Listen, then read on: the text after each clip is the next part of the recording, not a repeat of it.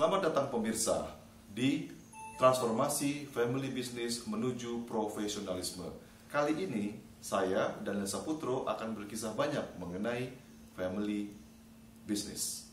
Nah, ibu bapak, ada pertanyaan yang sering kali terjadi, yakni mengapa banyak keluarga family business yang sukses dan ada beberapa keluarga family business yang tumbang, yang berlumuran dengan masalah, yang sukses untuk maju. Nah, ibu dan bapak, kali ini kita akan berkisah mengenai pengalaman-pengalaman perusahaan family business tersebut.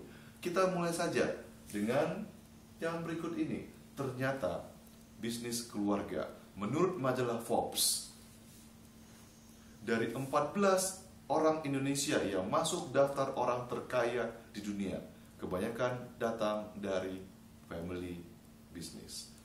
Mengejutkan bukan ibu dan bapak? Iya. Di tingkat internasional, tentunya ibu dan bapak sudah kenal.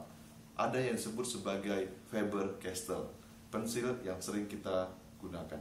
Ternyata Faber-Castell sudah ada sejak 1761.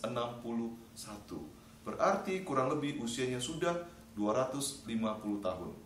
Dan untuk masa kini dipimpin oleh generasi ke-8. Sebenarnya Faber-Castell bukanlah perusahaan yang tertua.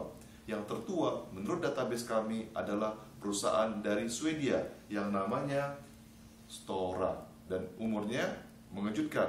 Ternyata sudah berdiri sejak 1288 dan umurnya sudah 700 tahun lebih. Perusahaan swasta nasional yang di atas 50 tahun ada banyak. Kita bisa lihat misalnya adalah HM Sampurna, Nyonya Menir, Bank NISP, kemudian Harian Kedaulatan Rakyat. Kalau di Surabaya, Bapak Ibu bisa lihat ada Bakwan Kapasari sejak 1931. Dan banyak contoh-contoh lainnya. Kompas sendiri sudah berusia di atas 50 tahun. Bagaimana dengan perusahaan Anda? Masalahnya, ada juga perusahaan keluarga yang tidak sukses. Tentunya Bapak Ibu tahu mengenai Adidas dan Puma.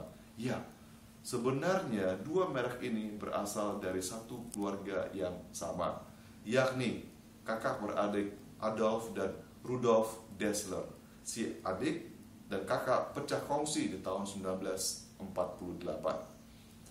Rudolf Dassler mendirikan Puma dan sang adik Adolf yang sering dipanggil sebagai Adi mendirikan Adidas. Ya. Nah, demikian juga dengan keluarga Gucci. Mereka pecah karena ada intrik, ada konflik di tingkat internal keluarga. Di Indonesia banyak sekali contoh-contohnya. Kita bisa lihat kasusnya Saint Mary yang didirikan oleh Louis Niki Julu. Awalnya sangat-sangat sukses, tapi karena pengaruh orang kepercayaan, ada kasusnya anak sendiri, kemudian ada kasus diambil oleh orang lain, sampai akhirnya ada satu nama yang terkenal masuk ke sana.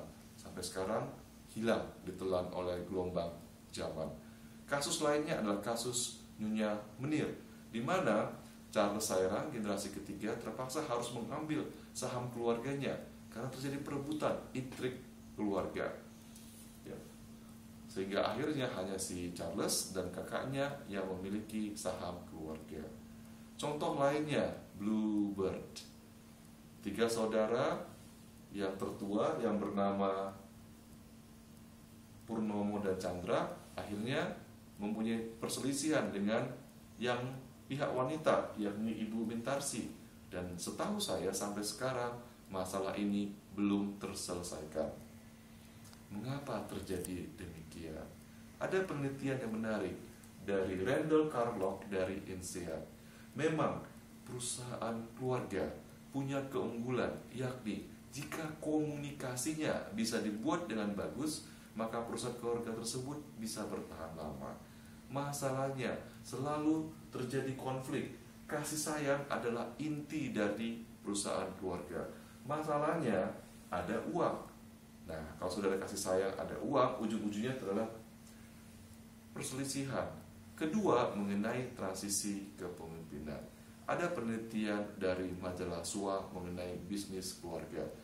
Perusahaan keluarga punya kekuatan, namun perusahaan keluarga juga punya kelemahan. Dan kelemahannya banyak, mulai dari adanya potensi konflik sampai ternyata susah mengatur anggota keluarga sendiri. Pertanyaan berikutnya, bagaimana caranya? Ya, ada caranya, namanya Autopilot Management System. Apa keuntungannya kalau kita mempunyai suatu sistem? Sistem membantu kita. Pertama, kita bisa lebih banyak waktu karena perusahaan bisa berjalan dengan sendirinya. Yang kedua, autopilot bisa diduplikasikan, bisa dipindahkan ke cabang lain, dan kelak suatu saat Bapak dan Ibu bisa memfranchise-kan bisnis Bapak dan Ibu.